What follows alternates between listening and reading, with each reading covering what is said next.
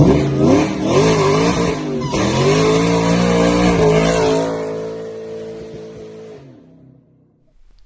up guys, welcome back to the channel. Thanks for watching. So for today, I kind of wanted to do a review on some of these Gates belts that I've had. And as we can see here, this is the Gates RPM belt that is shredded into 10-15 pieces here. For those of you who did not watch my last upload, I was racing a ZR1, and here's that video.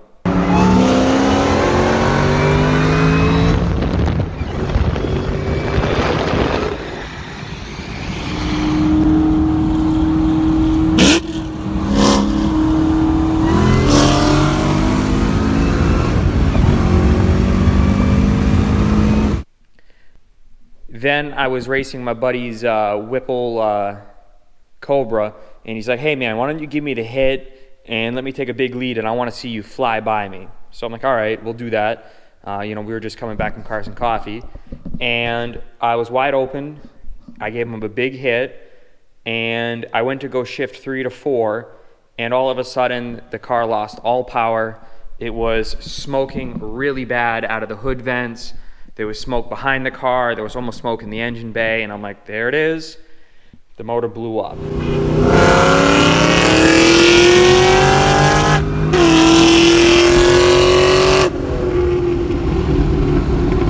at the brake dust coming out of the hood. Oh. And of course, by chance, that was October 4th. My 5-liter blew up on October 4th. I'm like, what are the odds? So anyways, these Gates RPM belts, so they're a little bit different from the Gates HD Green. The HD Green belt is a belt that I have run now for years. I'm saying probably 8 years. This belt right here is a Gates HD Green. There were some minor wear marks on this side, but I have had this belt probably for 8 years. This is an original belt from when I originally went to the Whipple. You can see the color difference. This is what it looks brand new. And these belts have been really good belts. I've run the Grip Tech pulleys on these belts. I've run the standard Whipple pulleys on these belts. But last year, Gates reached out to me and they asked me if I'd shoot them some photography of their new RPM belts, and they said they would ship me out a few belts for free. So obviously I went with that. I got them some good shots, and I'll put those shots down on the bottom here so you guys can check them out. I think they came out pretty good. And I was really excited about these because they're supposed to be a Kevlar belt. They are not supposed to, it's really supposed to get rid of slipping because the belt does not stretch. Because of the construction of the belt, it does not stretch, which under wide open throttle should result in a little bit more grip for your pulleys. The issue is I have read, and it's been a while now, but I've read some reports of these belts snapping. And they snap because if you put them on too tight, once you are under wide open throttle, the belt doesn't stretch, it just gets too tight. Where this belt again has been through 8 years of abuse and is still fine. I honestly believe this belt lasted on my car less than 1,000 miles, and honestly even probably less than that. I don't know if it's the Grip Tech pulley that results in the shortened life. These have like little micro serrations inside the belt that help it grip. But the other thing is maybe some pulley, maybe some of my idlers came out of adjustment. That is possible. I'm going to start it up here in a minute with the new belt, and we'll see right away. The only thing I would say is I haven't really changed the idlers in a while, so if it was out of alignment for this, it should have been out of alignment for this, and this one should have disintegrated. But I got the brand new belt. This is the same size. This is a 8-rib, 77-inch belt. This was a 77-inch belt. So I'm gonna go ahead and get this one mounted. We'll start the car up, and we will see if it immediately shoots the belt off.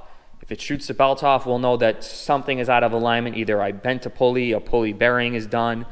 Maybe it's the alternator pulley has had some damage. we'll have to see. All right, let's get this belt on. Oh, and this tool. I've had a few comments on what is this tool, so I figured I'd just show you. It is a OEM Tools 24687. It's classified as a serpentine belt removal tool. If you're a Cobra guy and you don't have one of these, this is your best thing you can buy. This is on, you can just go to your AutoZone. They have these. They might even have them in stock. Might be on Amazon, but you're talking, I think it's like 25, 35 bucks. It's the best money you can spend on these cars. So, all right, I'm gonna open this up. We'll get it on the car and we're gonna see if it can start up without shooting the belt off. Let's find out. So first, I'm gonna go ahead and get this snub idler back on the car. I had to take this off because it was completely covered in burnt rubber from the belt snapping. So I'll go ahead and get this on, snug it up in a second. Next, we get the belt, the pulley on. Again, this is a GripTech 3.0 pulley. Makes just under 25 pounds of boost on the car.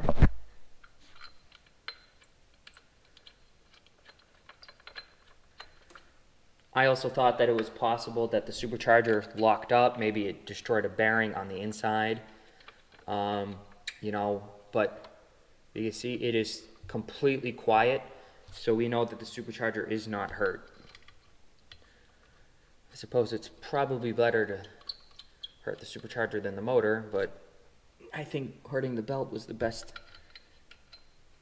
case scenario. Alright, so we got those on. Next will be the belt. Just take this tool, goes into your tensioner down here. Of course, this is easier to do when your motor is cold. When it's hot, it's not as much fun. Alright, so on the Cobras, you first have to slip the belt behind the idler, or the bridge right here. That's probably the hardest part. Alright, so belt is basically on. It goes around the pulley bridge, down to the crank pulley, over to the alternator, up through here, and then the fun part of putting this back on. I guess it still is a little challenging by yourself.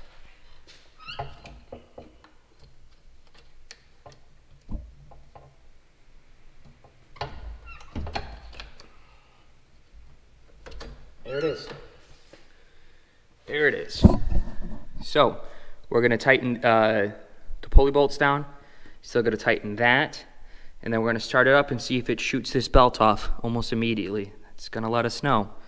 All right, let's tighten everything down and I'll start her up.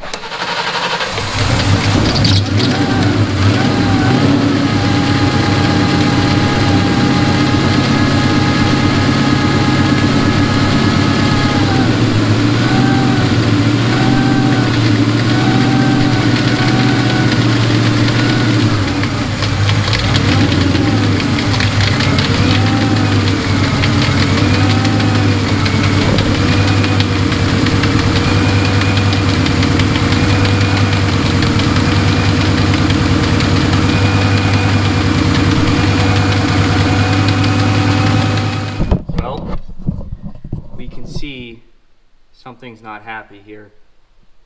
We can see that it's something must be out of alignment. Actually, I think I see what happened. Let me see if I can straighten it up and hold tight. Alright, so the belt did come out of alignment. I tried to straighten it back up. I'm going to give it one more attempt. If it kind of walks itself off again, we're going to know something is probably the tensioner. I probably damaged the factory tensioner. So I'm not sure how fun that's going to be to replace. But we'll go ahead and try to start it out one more time, see if it walks the belt off.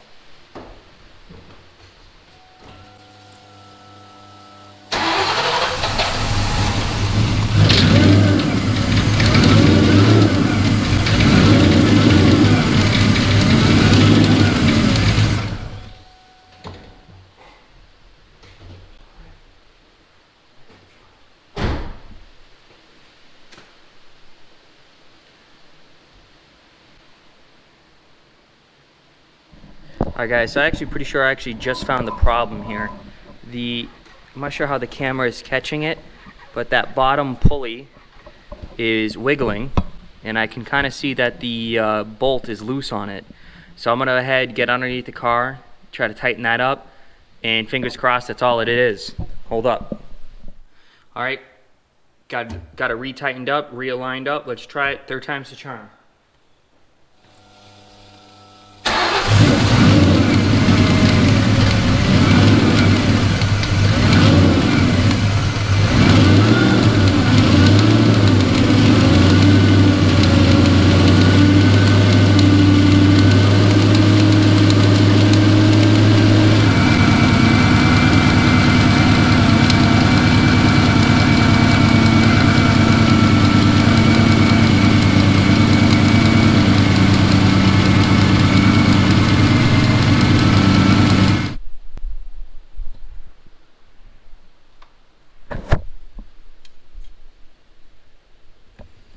No, something's still wrong. Gonna take a little bit more time to diagnose. That's all for now, guys. Stay tuned.